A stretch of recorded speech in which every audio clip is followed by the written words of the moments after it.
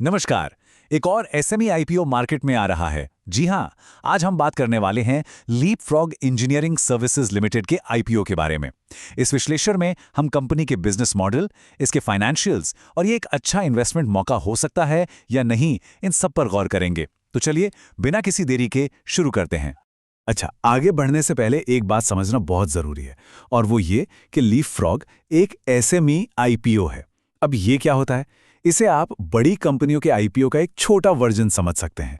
ये कंपनियां एक अलग मार्केट यानी बीएसई एसएमई प्लेटफॉर्म पर लिस्ट होती हैं, और इनके नियम भी थोड़े अलग होते हैं। इन्वेस्टर्स के लिए इसमें मौके भी होते हैं, और हाँ, कुछ जोखिम भी। आज की हमारी चर्चा में हम 5 खास एरियाज को कवर करेंगे। सबसे पहले कंपनी की प्रोफाइल को समझेंगे, फिर आईपीओ की डिटेल्स में जाएंगे। इसके बाद कंपनी की फाइनेंशियल हेल्थ को परखेंगे, फिर ये देखेंगे कि आईपीओ से मिले फंड्स का इस्तेमाल कहाँ होगा, और आखिर में कुछ जरूरी मेट्रिक्स और इससे जुड़े रिस्क्स पर बात करेंगे। ठीक है, तो चलिए पहले सेक्शन से शुरू करते हैं और ये समझते हैं कि लीप फ्रॉग इंजीनियरिंग सर्विसेज आखिर करती क्या है। तो लीप फ्रॉग इंजीनियरिंग सर्विसेज साल 2005 से मार्केट में है। ये कंपनी इंटीग्रेटेड इंजीनियरिंग सर्विसेज देती है, जिसमें इनकी खासियत है ईपीसीसी में। अब ईपीसीसी का मतलब है इंजीनियरिंग, प्रोक्योरमेंट, कंस्ट्रक्शन और कमिश्निंग। मतलब ये किसी भी प्रोजेक्ट को शुरू से लेकर आखिर तक पूरा संभालते हैं। इससे ये इंजीनियरिंग सेक्टर में एक कंप्लीट सर्विस प्रोवाइडर बन जाते हैं। तो अब हम ये तो जान गए कि कंपनी करती क्या है। चलिए अब सीधे आईपीओ की डिटेल्स पर आते हैं, वो नंबर्स और डेट्स जो हर इन्वेस्टर के लिए जानना बेहद जरूरी है। ये एक बुक बिल्डिंग आईपीओ है, और ये बीएसई के एसएमई प्लेटफॉर्म पर लिस्ट होगा। बुक बिल्डिंग को एक तरह की नीलामी समझिए। कंपनी एक प्राइस रेंज तय करती है, और इन्वेस्टर्स उस रेंज में अपनी बोली लगाते हैं। फाइनल प्राइस डिमांड के आधार पर तय होता है। कंपनी इस आईपीओ के जरिए कुल 89 करोड़ रुपए जुटाने की कोशिश कर रही है। ये पैसा कंपनी की ग्रोथ के लिए बहुत जरूरी है, और हम आगे देखेंगे कि वो इस पैसे को कहां और कैसे इस्तेमाल करने वाले हैं। इन तारीखों पर खास ध्यान देना होगा। आईपीओ 23 अप्रैल 2026 को खुलेगा और 27 अप्रैल को बंद हो जाएगा। अलॉटमेंट 28 अप्रैल को फाइनल होगा, और शेयर्स की लिस्टिंग 30 अप्रैल 2026 को होगी। तो अप्लाई करने के लिए ये विंडो काफी छोटी है, इसलिए इन डेट्स को याद रखना जरूरी है। प्राइस बैंड 21 से 23 रुपए प्रति शेयर के बीच रखा गया है। एक लॉट में 6000 शेयर्स होंगे।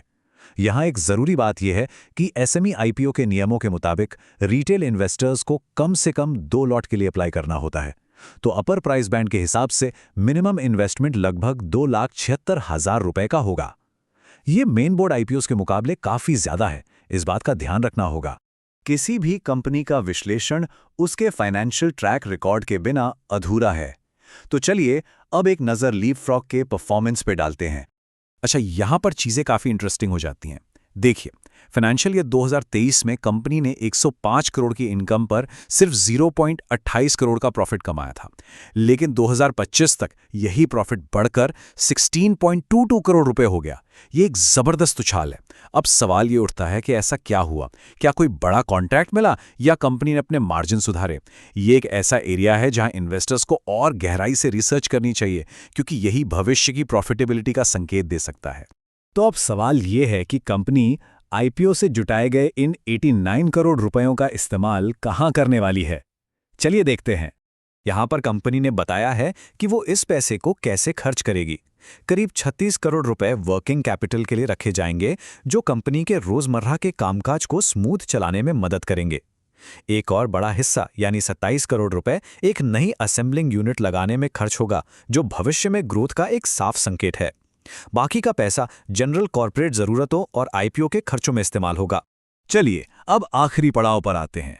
अब हम कुछ ऐसे की मैट्रिक्स को देखेंगे जो हमें कंपनी की ओवरऑल फाइनेंशियल हेल्थ और एफिशिएंसी की एक क्विक पिक्चर देंगे। दिसंबर 2025 तक कंपनी का रिटर्न ऑन इक्विटी यानी आरओई 21.03% था। आसान भाषा में यह बताता है कि कंपनी शेयर होल्डर्स के पैसे से कितना अच्छा प्रॉफिट बना रही है। 20% से ऊपर का आरओई आमतौर पर काफी मजबूत माना जाता है। इसके बाद है रिटर्न ऑन कैपिटल एम्प्लॉयड यानी आरओसीई, जो 23.98% है।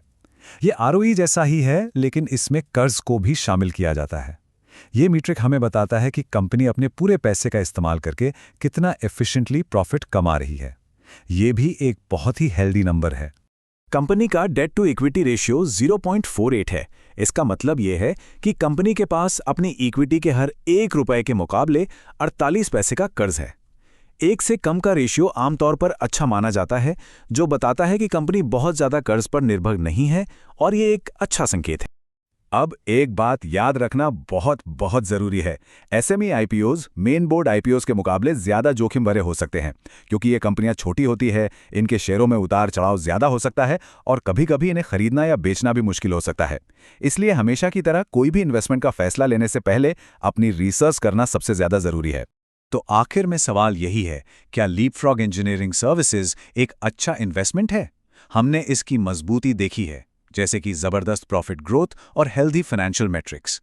हमने इससे जुड़े जोखिमों पर भी बात की है, खासकर क्योंकि ये एक एसएमई आईपीओ है। अंतिम फैसला किसी की अपनी रिसर्च और इस बात पर निर्भर करेगा कि कोई कितना जोखिम उठाने में सहज है।